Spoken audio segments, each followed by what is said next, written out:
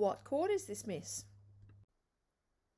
I have labelled the notes of this chord, so if we're looking at the bottom note, we have an F in the very bottom, above that a B flat. If we look at the bottom note of the chord in the treble clef, that is also an F, also then followed by a B flat above that, and above that again an E flat.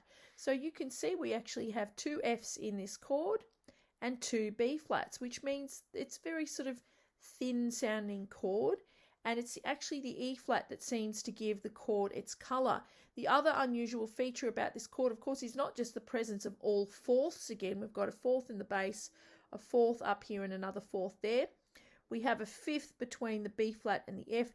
It's the fact that we now have a fourth between the two bottom notes. We usually have a fifth or an octave to really clearly establish the tonality of the chord, but in this case, when we see a fourth like that, it usually indicates we're dealing with an inverted chord, which means we're not starting with the root or bass or tonic of that chord. So the actual root of the chord is embedded in the center of the chord somewhere. In this case, the root of the chord is actually a B flat, but I'll explain a little bit more about that shortly.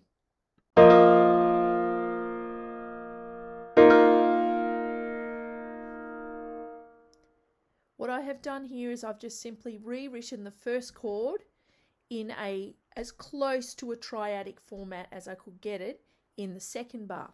I've located the root of the chord, which is the B flat, and I've put that at the bottom over here. I've then put the E flat in there. I've put the F in there. I've kept that at the same pitch, and I've put the other B flat up the top. So this B flat here, the bottom of the B flat in the second chord, is actually the same pitch as that one. It's just rewritten in the treble clef.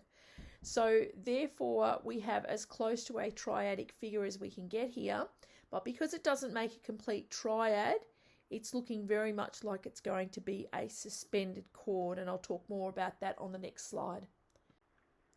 I have provided two possible answers to this particular chord, either B flat sus4 chord. Sus is short for suspended.